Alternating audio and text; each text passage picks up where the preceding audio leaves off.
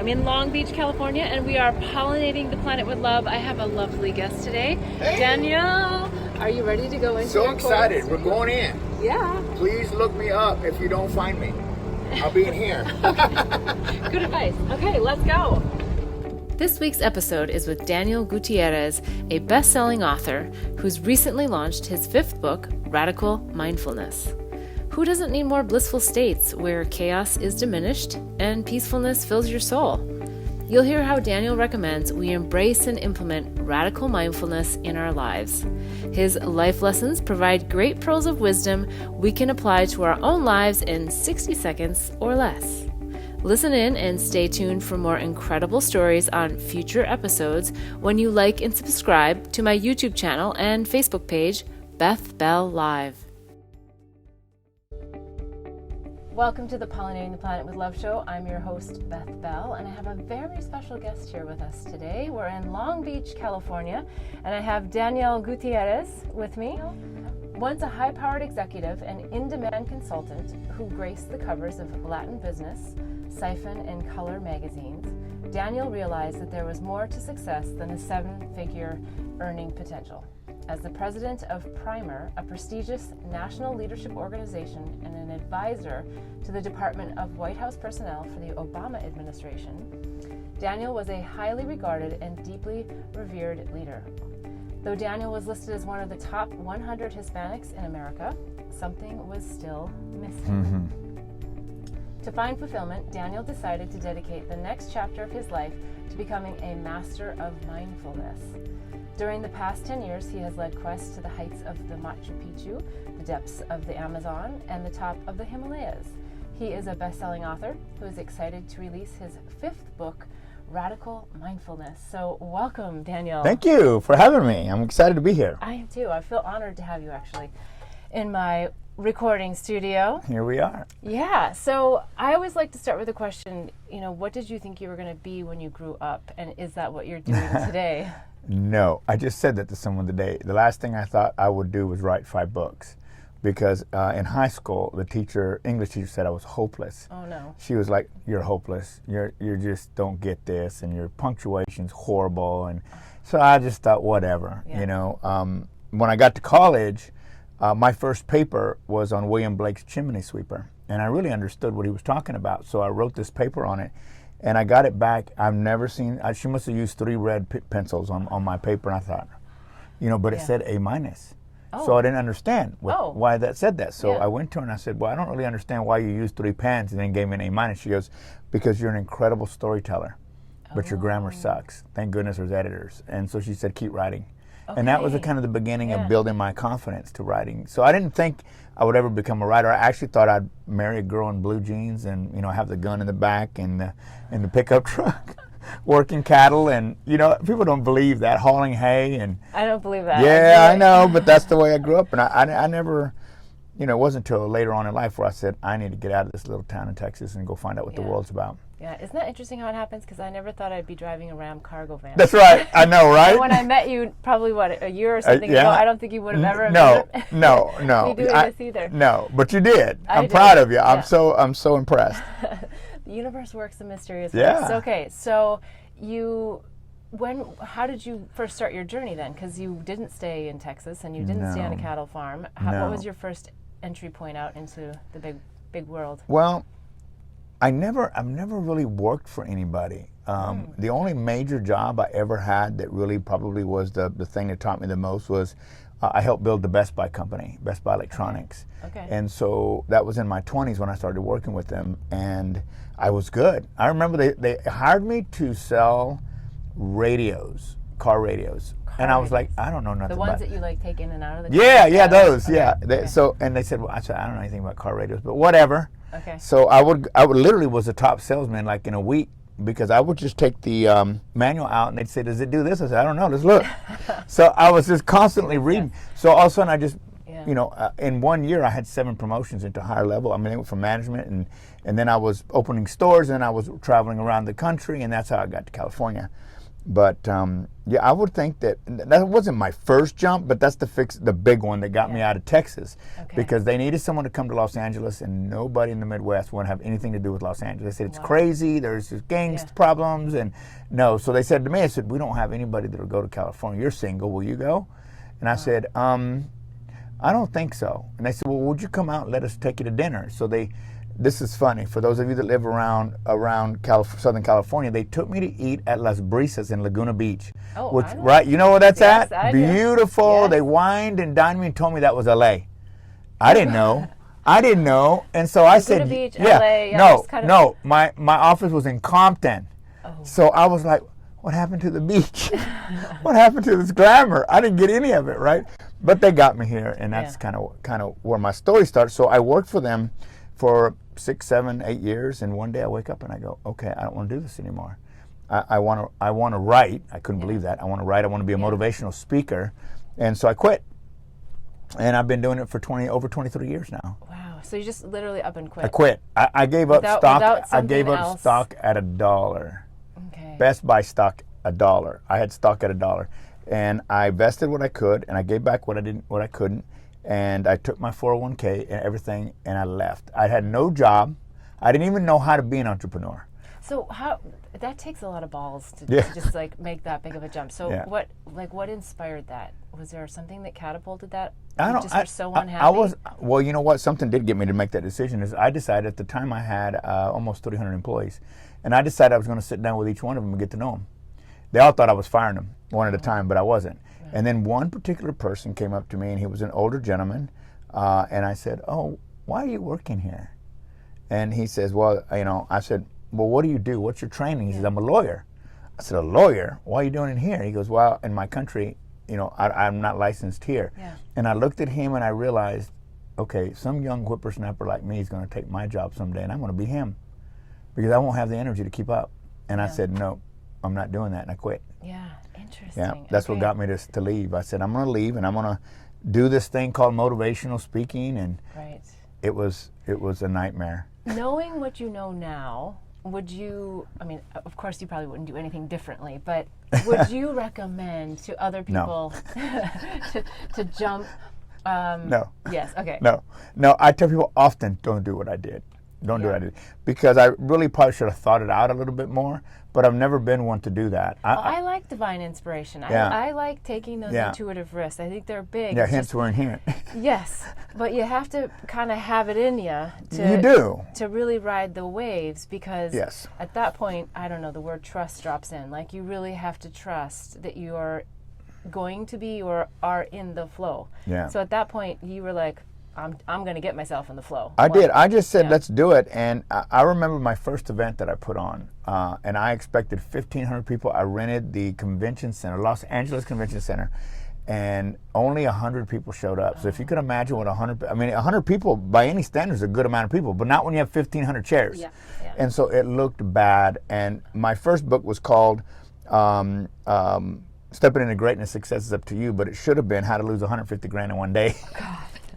Because I didn't have $150 and I lost 150 grand in one day, and it was horrible. Well, let's talk about that just briefly. We have a big topic to talk about today, but I think that the story's not unique in the sense, like maybe exactly the details are, but what's the advice that you have, or the pearls of wisdom for those entrepreneurs, especially the conscious entrepreneurs that are out there with a really great purpose, but there is a difficulty in getting the sweet spot of that monetization part, right? So if your chips are down, how do you get the chips back up?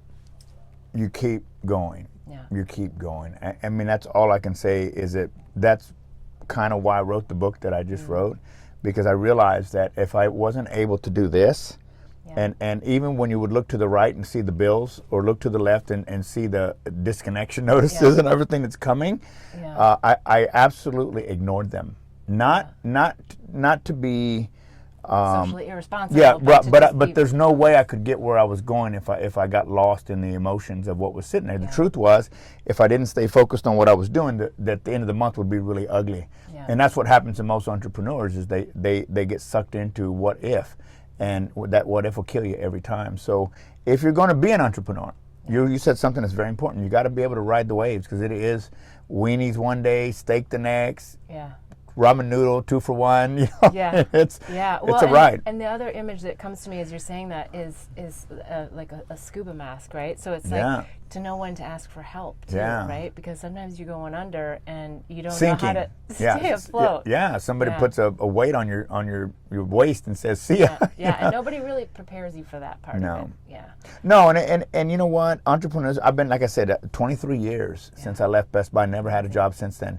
And I've had some really ugly times, and I've had some great times, and that's just part of it all. When you chase your dreams and you really chase them with everything you have, you're going to be tested. And those people who we see that make stupid money, they end up, so successful, is because they stuck it out. All of them tell you the same thing.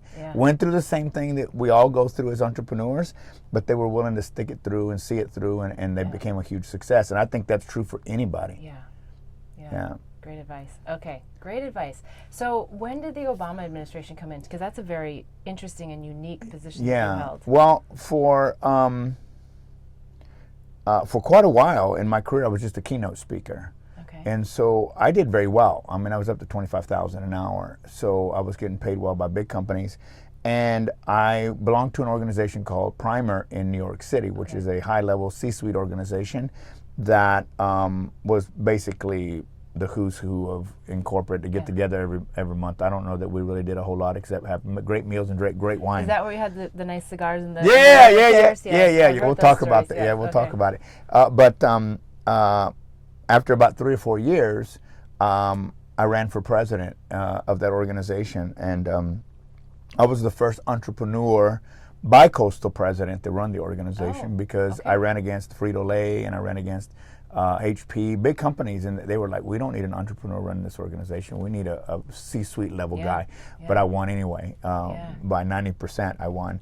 And so while I was in that position, the tenure, I was invited to the White House to a press conference with Joe Biden, Vice President Joe Biden, to discuss small business and health insurance before we passed all this. They wanted to know what was the impact to the small business owner. So I was invited to go to the White House, and I have a picture on my Facebook, and I got an invite with, that I have that I actually, funny thing is I got Joe Biden to sign it. And the Secret Service was so angry with me because I didn't know that you can't do this, right? And so I'm standing there. I remember you telling this. So I have the paper, and I look at Vice President Biden, and I put it down, I put the pen down, I move it over. Well, by now the Secret Service is thinking you're getting too close, right? But he pushes it back, and I thought, well, that's rude. I pushed it back. Now you can start seeing people behind me going, okay, this is going to be fun. So I push it back, and he pushes it back. Now the Secret Service is walking beside me, and I mean, this is a big press conference. And one last time I said, no. And I looked him in the eyes, and I went, and he looks down at me, and he goes, oh, wow. And he signs it. Never dawned on me that this was the second most powerful signature in the free world. Yeah, right? That he didn't want his signature on anything. Nor was he supposed to sign it. Right, and that's when the Secret Service got a little upset with him. But anyway, so I was there for that meeting with Vice President Biden, and they took us on a tour. Okay, well, you know what? Yep. I want to hear all about the tour, but we're going to take a really quick break, and we'll be right back. Blossom Bliss products are designed to help empower pure love and purpose in your life. It's through the power of words, flowers, and symbols that our products assist you in creating a blissful life. The power of words in our mini mantra word bar necklaces assist you in setting and blossoming your personal intentions. The affirmation cards leverage the power of flowers by providing daily inspiration. And the power of symbols in our life journey bracelets are great reminders of the things that bring us peace, joy, and love. Products are made and blessed in Bali with love by Balinese artisans who work with empowered hearts.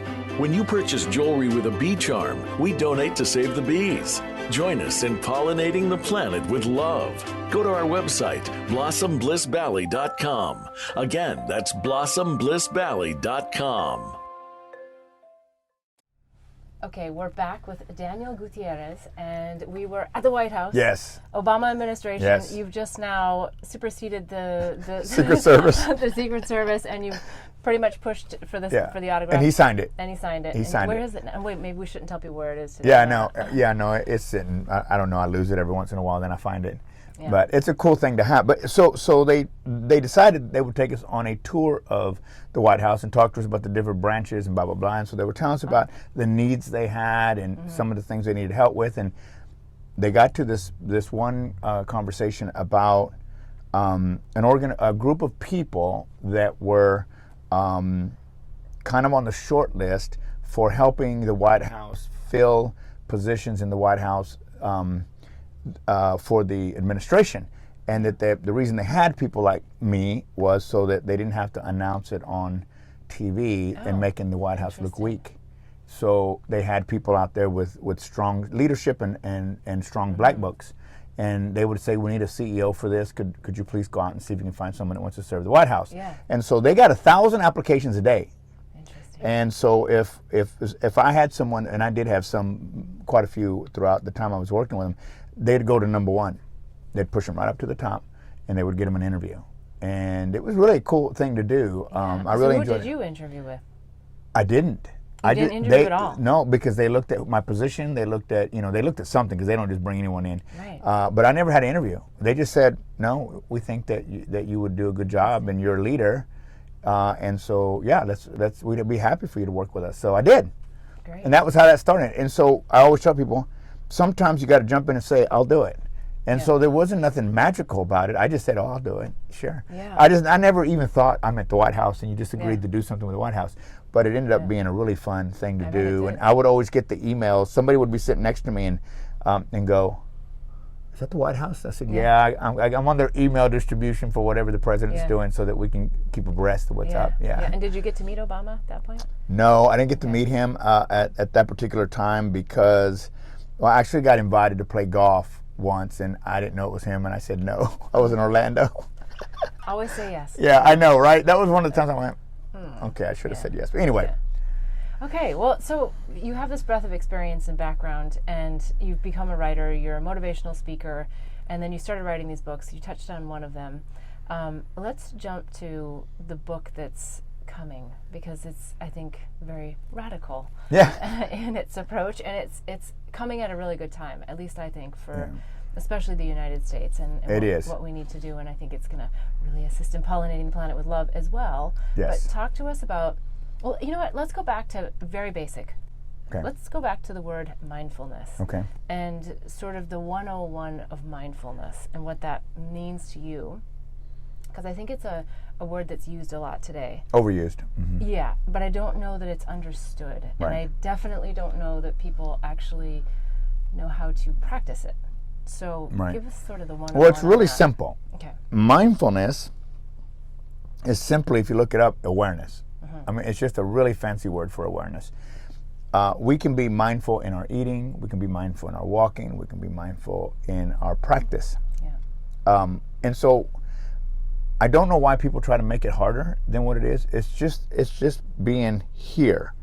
Now, the reason why I called my book Radical Mindfulness is because radical is the practice of mindfulness. Why do I say that? So let's pretend that we have people that take yoga, meditation, essential oils, you name it. They do whatever they do to get themselves present, but they only do it for 10, 15 minutes in the morning or in the evening. Yeah. The problem that in between the rest of the day, they're flipping people off on the freeway, they're honking the horn. Yes. And so I say to those people, you don't have a practice, you just do yoga. Yeah. Well, I always like to say, I think yoga is best practiced at like the DMV. That's right. That's so true. Yeah. So maybe get good. We should be doing the radical mindfulness now at the DMV, right? So the radical is the practice. So mindfulness is the practice of mindfulness. And that's the goal in the book, is how do I find peace and tranquility in as less as 60 seconds at a time? Yeah. So that I have more peace, more love, more appreciation, more compassion, more forgiveness for my fellow man. Yeah. Because we're getting really stressed out nowadays. And stress is a human stimulant. Unfortunate, the same as alcohol, except it's actually okay to have. We even have a badge of honor. We go, I had more stress than you. I had to do this, and it's killing us. It is. Well, and I think what I'm feeling especially when I come back into the United States, is the cortisol levels are so high. Yes. And the oxytocin levels are so low, and so everyone's just very disconnected. Yes. And feeling lonely and alone in the universe, not necessarily because they're married or single or kids or no kids, they're just lonely. So how do you help incorporate your mindfulness into everyday routines? Because you talked about 60 seconds. So is Yeah. there like a tip you can give us? Like Yeah, no, I can. Right Actually, people, I've got a little bit of slack for that. I remember someone calling me and going, Daniel, peace and tranquility, and as little as 60 seconds? What are you talking about? Mm-hmm. And so I said to that person, I said, how long have you been practicing your meditation or whatever you do? He says, about 23 years or 24 years. And I said, then you should be able to do it in 5 seconds. And he goes, what? I said, it doesn't take that long to get centered, right? To get present, to get radically mindful. And for the 60-second people, the reason I use 60 seconds is because we can't even sit at a red light without losing our mind. Yeah. It's too long. That's 3 minutes. And I want people to realize that if they just take 60 seconds and learn to breathe, they'll be better for doing that.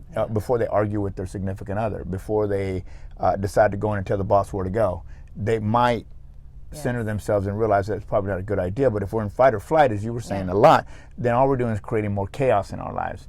So one of the steps, I have in the book, I have 6 steps that I do. So the first one is one that we already talked about, and that is, in order to really become radically mindful, you got to slow yourself down. So if it's yoga, if it's breathing, if it's essential oils, I use Palo Santo, which is sacred wood, right? And I have it everywhere because it brings me back into the present moment without me needing to it out somewhere, right? Well, and that's what the flowers do for me. They're that portal. So by observing a flower, it just quiets my mind and just brings me into the energy of something that's so much bigger than me, but it's part of me. Yeah. Right. Well, I think that's kind of the goal is, I'm in this chaotic world, but I don't have to be chaotic. Yes. I love what my friend Michel Pasquel always says. Whenever I talk to him, I go, are you busy today? He goes, oh, Daniel, I'm never busy. My schedule's busy, but I'm never busy. Right? I just love that. Too. Yeah, right. He's a great guy. And so I love that. Like, we don't have to be busy. Yeah, we don't have to be busy. My schedule's crazy. I'm not crazy. Yeah. I love that, right? Because that's really the essence of radical mindfulness. So breathing, using those techniques. And I'll give you a couple of the next 2 steps that I have in the book because they're really important. And that is, I ask myself, where am I right now? Am I in the past, the future, or the present?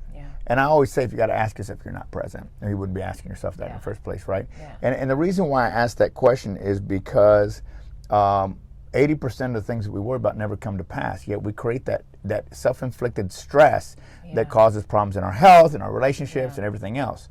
And so you want to ask, where am I? And the next question that I ask, and this is the most important because people freak out about their finances, about their relationships, and that is, am I okay right now? Am I okay right now? I'm not talking about yesterday, I'm not talking about last week. Am I okay right now? And answer that question, and 99% of the time the answer is yes. It's I am okay because I'm projecting into the future. Like the person that comes to me on the 5th day of the month, they've already paid their mortgage, and on the 5th day they're stressed out about paying next month. Right. These are great questions. Where am I right now? Well, I'm in the future. Okay, I need to get myself present. Am I okay? Can happen. Yeah. Am I okay right now? Well, yeah. Has your house been repoed? No, I paid the mortgage. Okay, well then you're okay. Then you start to take those other steps that I have listed in the book to really get yourself creating in your life. And we talked about earlier that stuff happens, the ocean is not the ocean without waves, and our lives are not lives without problems.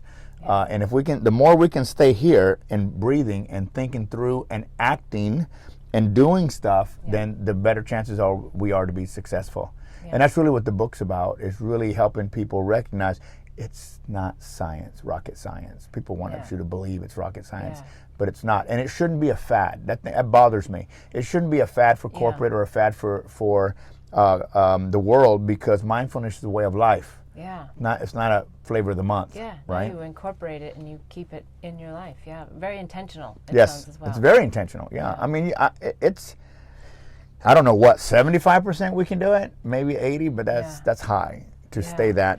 Except the monks up in the Himalayas, because they don't do anything but clean and pray. Yes. Well, let's break it down to maybe a more difficult scenario where it would be hard to be mindful. Is there an example of something stressful that someone might be able to shift their energy and be more mindful and not follow the crazy train? Well, I mean, there's so many examples out there that, it could be anything from you think you're going to lose your job, and you start to lose your mind, because the truth is that everything that we conjure up in our mind is an illusion that we create, which then we start creating the stress. That is self-inflicted. That did not exist there. It doesn't exist there naturally. We create that. And we create that because we're, again, stuck in somewhere else but the present moment. And I've been in stressful situations, even since I've written the book, and I have to stop and take a deep breath and realize I really am projecting, and it's, until it happens. So let's go back to the mortgage person. I always tell them, I say, you know what? Let's stay focused on what we can do in this moment, not even today, right now. And if we get to the end of the month and you still can't pay your mortgage, I'll cry with you. Truth is, it will never happen. I said, has it ever been true that you never paid the mortgage? No. Never. Then what are you worried about? But it's just a human condition for us to get caught up in that. Yeah, it is. Okay, so I think you gave us the first three. Two. I gave you 1, 2, 3. 1, 2, and 3. There's 6. Will you share more? Yeah, I'll share the rest. Okay. No, I think it's important that you know. I mean, I'm happy to share it. So after you say I'm okay right now, then you're going to ask, are the thoughts, and this is what I answered already with the scenario, are the thoughts I'm having right now real? And have they ever been real, right? Have they ever been real? Well, most of the time, no. Let's go back to the mortgage. Well, define real. Okay, so back to the mortgage. So I'm stressed out that I'm not going to pay the rent or pay the mortgage, but I've never not paid it. But here I am working myself up, because I can't seem to, get my mind around the fact that, that I'm making something up that doesn't exist.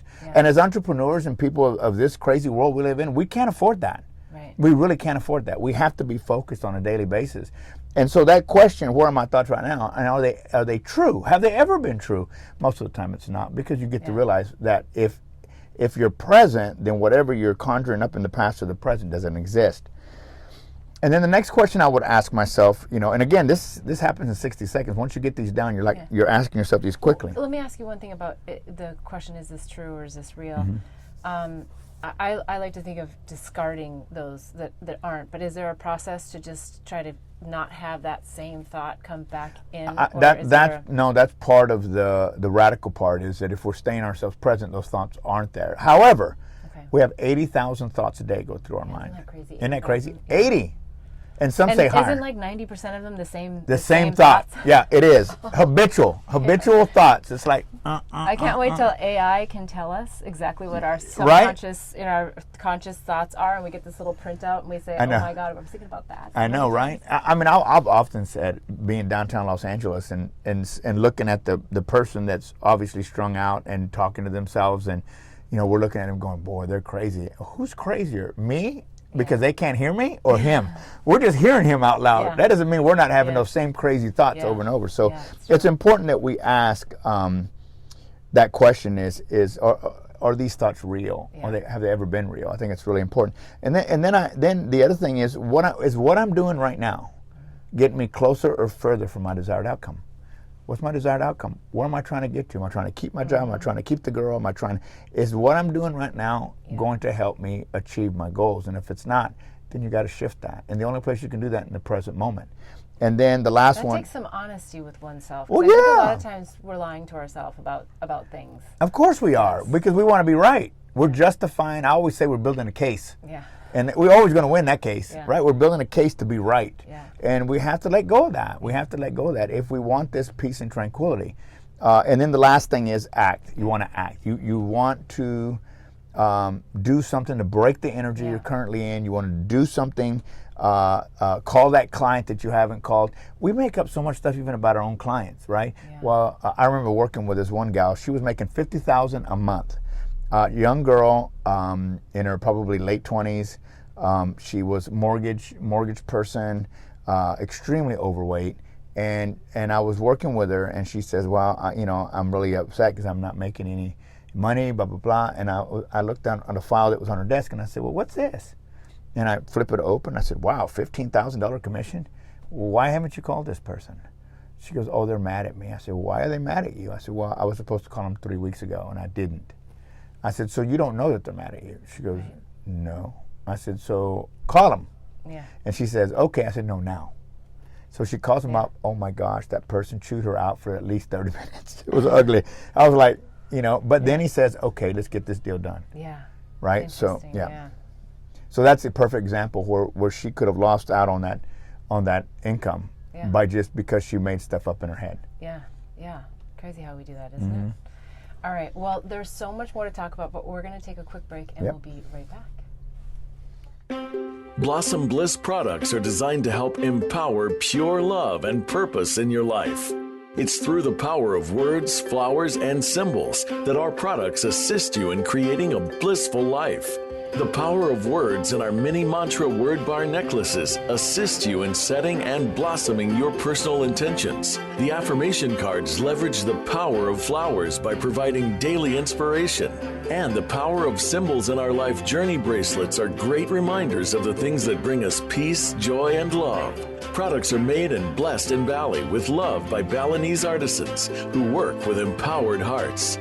When you purchase jewelry with a bee charm, we donate to save the bees. Join us in pollinating the planet with love. Go to our website, blossomblissbali.com. Again, that's blossomblissbali.com.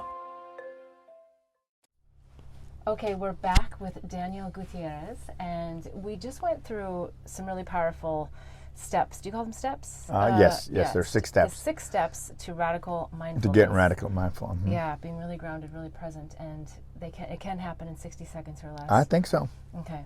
So I know that you also do some other incredible things, like you go to Peru, and you have a really incredible relationship with the Peruvians, Yes. and I would imagine that they have taught you something about mindfulness. Yeah. I'm curious, like, how that particular experience has come into your wisdom. What was the question somebody asked me about the indigenous people of Peru? They don't have the kind of stress that we have. They're so focused on the family unit and what each contributes that they don't have this craziness that we have in our lives. I don't think they don't know what all these things are. They just know that they live a simple life, and it's a beautiful thing to watch. So I have been amazed at watching these individuals who absolutely, we would say, all poor thing, actually have more to offer the world because they don't come from that space of anger and stress. They're all a family unit, and they all have a job. Even the 2-year-olds, 3-year-olds are making little one-ton bracelets. Yeah, and they contribute. They contribute. Actually, I think I was part of that conversation when we were talking. Yes, that's right? Yeah, I don't remember what was the question? Authentic. And I said they don't think about it. Authenticity, or it was authenticity. Yeah, and I felt like the Balinese were also a good yes, example that's right, of because you brought that up. They don't know. Well, they're very much in the now. Yes. You know, it's all about now. Well, when you're trying to do business in Bali, that becomes frustrating because you kind of want people to have if-then thinking. If I do this, then maybe this could happen. But it is a powerful place to be in. And I also think there's like this non-attachment to things where they're in the flow a lot more. Yes. Well, they're more mindful as a way of life. Yes. We have to practice it. Yes. We have to have steps because our minds are so cluttered, with the 80,000 thoughts that we have in there, and they don't. I wonder how many thoughts a Peruvian or a Balinese has in a They're day. probably the same, but they're thinking about, there goes that llama. Here comes that llama. Maybe less emotionally charged. Like not like us. It seems like all 80,000 are charged, and like you said, be interesting to see how many of those are repeat. Well, repeat, and it would be interesting to know how many are helping create something, or actually destroying, just facilitating a wound that's waiting. That's living in the past, to surface, Yeah, absolutely. Okay, so on these retreats now, do you also teach mindfulness? Everything's always about mindfulness, right? And so I've been leading retreats to Peru for 9-10 years. I've led 30-40 expeditions there. And I take people on what I call spiritual journeys. And they say, well, do you teach? Well, no. Well, I don't have a class. I just take people and let the mountains and the people do their work. And people always come back transformed. And I do think you teach. You teach by being. Yes. And I do stop them when I see something, right? The first day I say to them, we're all seekers of something. What are you seeking? You didn't get here by accident. What are you seeking? And throughout the trip, I'm going to be watching. And when something comes up, I may pull you aside and ask you, what was that about, and why did you act that way, and where does it show up in your business, or where does it show up in your life, and how can we do something different? And they're always transformed. But that's all changing because I will soon be acquiring my own spiritual center, hotel. And so, Is this a big announcement? I haven't told anybody. Okay. And so I'll be, within the next 30, 40 days, I will actually solidify that. And then in the summer, when I take my group, when I always do, we will be staying in my own place. So I call it my home. Because with 23 bedrooms and sleeps 50, has a restaurant, has a conference center. It's beautiful. And it's called Catalina, which was my mother's name. El Centro de Paz, Amor y Tranquilidad. Was it named that, or you named it? No, I named it. Okay. Yeah, it has a Quechua name, but I'm not using it. This is honoring my mother. Yes. Yeah, honoring my mother. Yeah. Wow. Well, I have to come because I went to Peru once and I made it to Lima for business reasons, and then I really wanted to get to Machu Picchu. Now Peru's not Lima. I know. I was like, but I just knew it was meant that I was supposed to go back. Yeah. Well, it's going to be, like I said, it's not public. It's designed for me to teach and for other teachers to come and teach. Well, really sacred space. It is sacred space. So I don't want people I don't know coming in and out. And quite honestly, if there's no one there, I'll come back to the States for a while and then come back. I mean, I really don't have a agenda to think that I'm going to have it open. So the restaurant will be private for the people that stay there, and I'll have a chef there that cooks organically, and we'll have a garden. I want people to actually go out there and put their hands in the soil. So for the people who you don't know and they don't know you yet, but they want to know you because they want to come to Peru, is there a way that they can get involved with your programs from here and get to know you?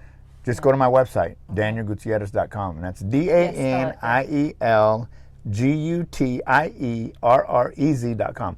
And all of my trips, I have a trip to Bhutan coming up in May. I have the Peru. Nobody knows that I have the center. I haven't even told anybody. Not even the people that want to go to Peru know that they'll be in my place because I want to. This is the scoop right here in this little van, right here in the studio. That's right. So nobody. So when this airs, and Lily knows. Yeah, and Lily. That's right. And Lily's over going, I wish you'd let me out. So I'm excited about this, and the announcement will be coming next month. The press release, and I'm really excited because I haven't even been able to solidify everything because I still need to negotiate a few pieces, and I have 2 weeks already sold out. Yeah, they called and said, I don't care, I want to take my people down. And I said, well, you might be in sleeping bags. Yeah, how exciting. Now, I know you also work with a lot of entrepreneurs, and I like to say conscious entrepreneurs, for benefit companies.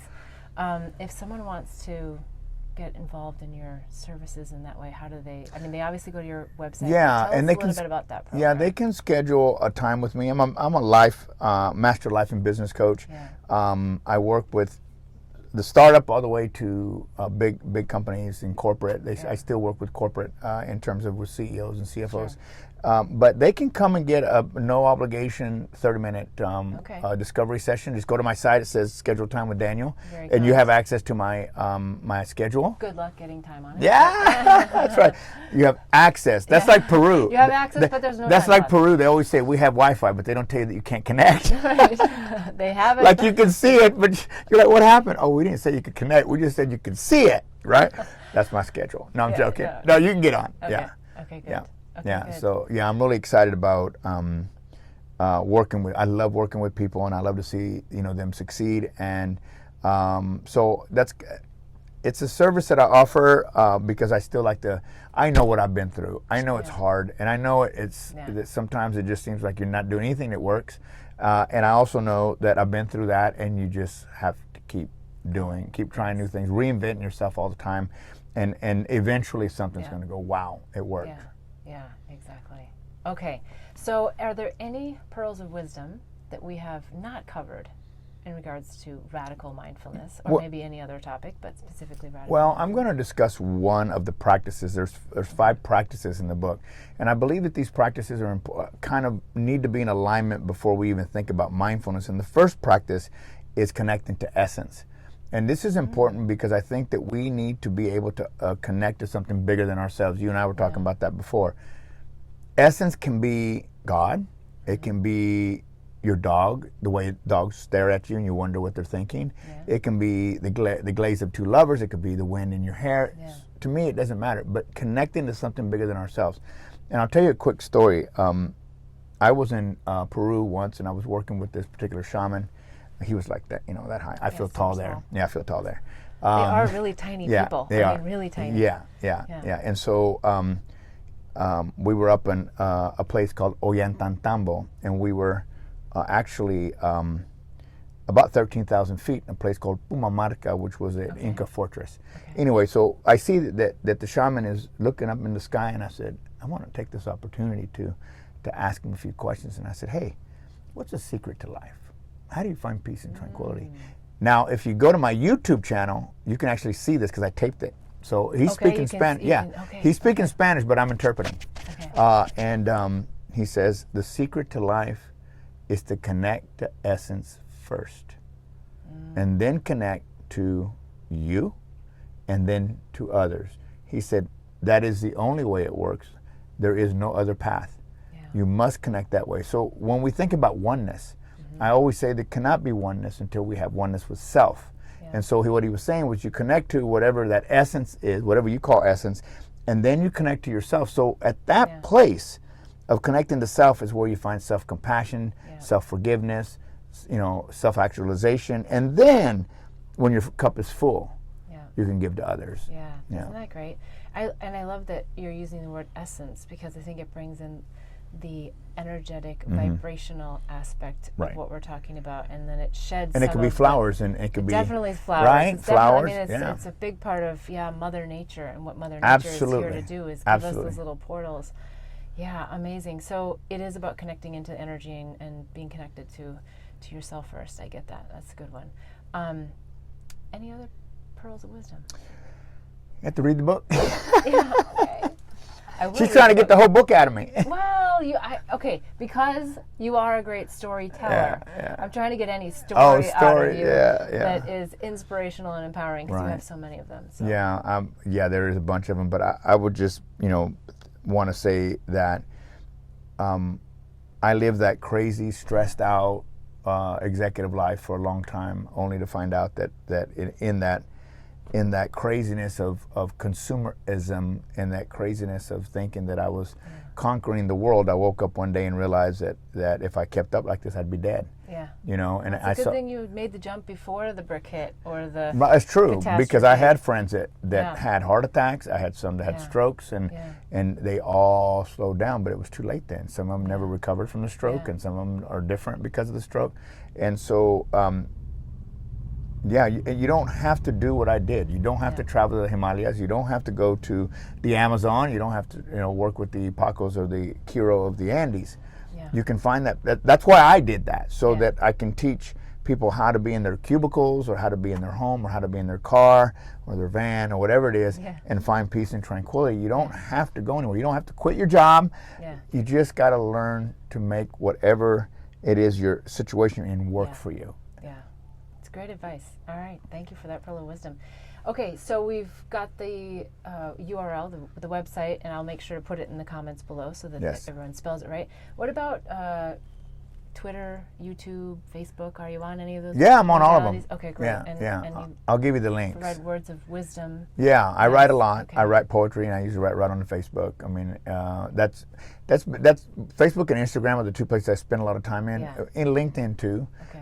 But they can find me. I'll give you the links, and they can hook up and find me there, and it'd be great. I would love to see some new peeps. Yeah, wonderful. Okay, well, thank you so much for your time today. This has just been fabulous. You're welcome. Yeah, we're regrounded in the Pollinating the Planet with Love van and show. So thank you, and we'll be in touch, and we'll see what else blossoms. I can't wait to come to Peru. All right. Yeah, it's going to be fun. All right.